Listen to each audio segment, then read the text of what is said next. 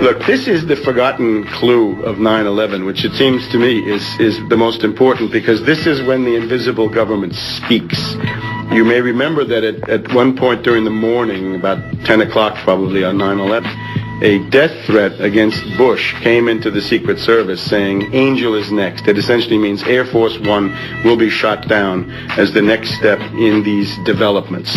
There's no doubt that this telephone call took place. It was confirmed by Cheney indirectly, Condoleezza Rice very directly, many other Republicans directly. Then later on, it was denied. What do you mean by the term synthetic terror? Well, I think there are two ideas involved in putting synthetic into the title, and I thought these were important. One is the notion that it's artificial. It's something that would not occur in the normal course of affairs. It's not a sociological phenomenon. It's not spontaneously generated by social conditions, no matter how horrendous, but rather something that's created by the deliberate intervention of intelligence agencies, the CIA, the FBI, the National Security Agency, British intelligence, MI5, MI6, and so forth. So it's synthetic in the sense that it's fake, it's fictitious. The other aspect is synthesis, meaning drawing things together, right? Bringing together elements that are disparate, that don't seem to belong together, but really do. And that's the conceptual framework that I offer in there, in some charts on the back and various points through the book. The question of the moles, the patsies, the professional killers, and the command center, which coordinates all of that within the framework of a brainwashed world of controlled corporate media.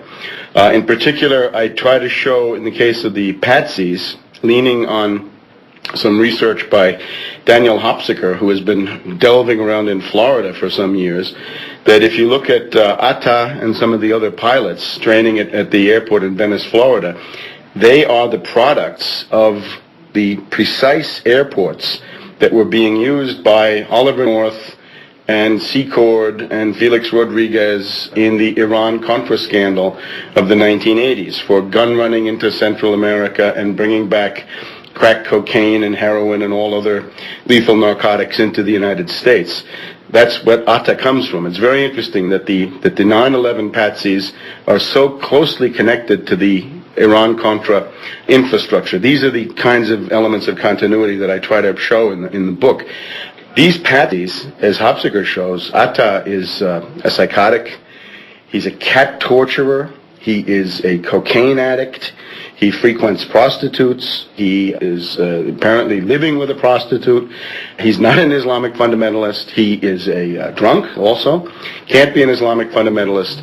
He's rather some kind of a double agent or fanatic or something of this sort.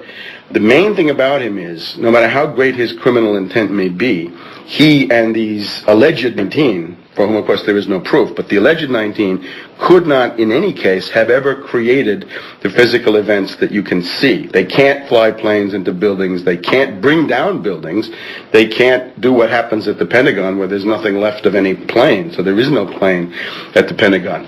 The people who can do that are members of the secret team, the professionals, the trained killers, the ice-cold technocrats of death, the old CIA old boys, highly trained, highly equipped, but not ideological in the sense of wanting to blab or get noticed in the way that the patsies do, but simply content to operate behind the scenes.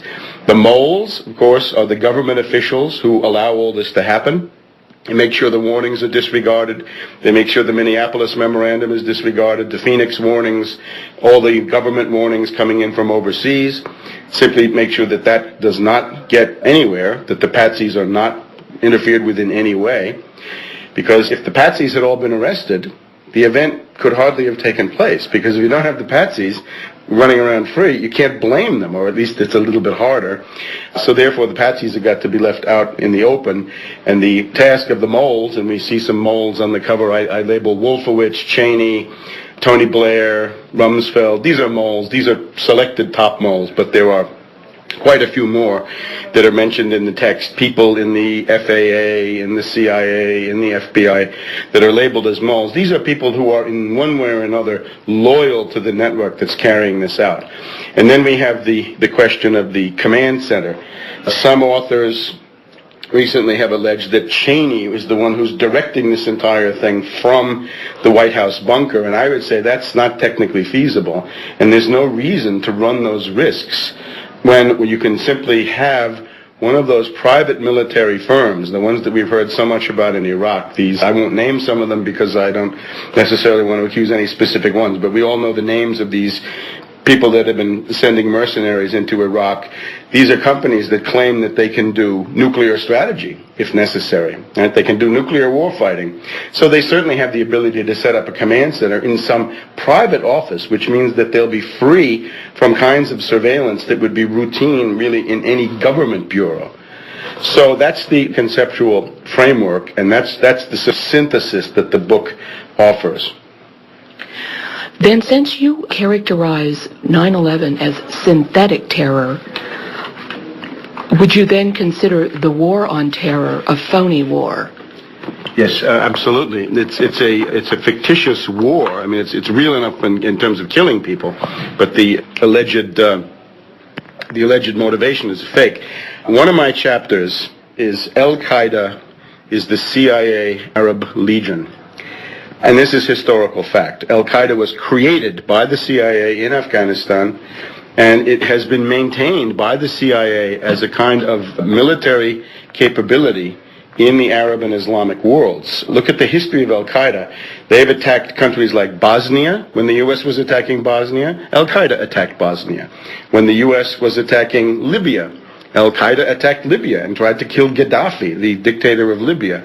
The U.S. has been attempting to bust up the Russian Federation. Al-Qaeda provides terrorists for Chechnya. So the target list of U.S. imperialism and the target list for Al-Qaeda are exactly the same.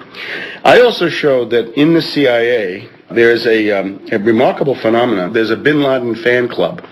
And I have a couple of documents on this. One is a guy called Michael Scheuer, who wrote a book called Imperial Hubris, which came out during 2004, and the interesting thing was when he wrote this book, he was a serving CIA official, the person who had run at a previous time the CIA bin Laden station. And what's his thesis about bin Laden? That he says that bin Laden is the greatest political genius of the 21st century. He actually compares him to Abraham Lincoln. He defends him against criticism because I think the obvious thing is that bin Laden is a bungler, a dreamer, an ideologue. He's probably somebody who couldn't find his way around without a CIA covert operation to help him. The person who actually makes the decisions looks like Zawahiri, who was part of the Sadat assassination, who then lived in England for a long time, even though the Egyptians had arrest warrants out for him for killing a head of state. Zawahiri looks like an agent of MI5 or MI6, the British intelligence agencies.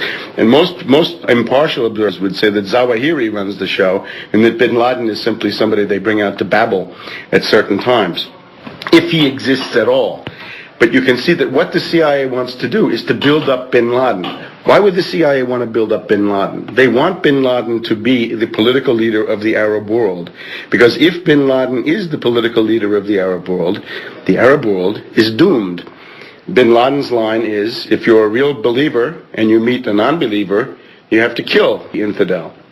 Think what that means. If you're an Arab country, in today's world, you need to find some kind of an ally against the British and the U.S. You need to find Russia or China or Pakistan or South Africa or Japan or somebody, and all of them or most of them are likely to be non-Muslim. So if you cut yourself out of those kinds of alliances, you're absolutely guaranteed to be isolated and a very, very easy prey for the British and the U.S. So this guy Scheuer, who came out of the closet in the last couple of months, after writing the book and getting the book published while he was still in the CIA, a remarkable situation, comes on as somebody who wants to defend bin Laden.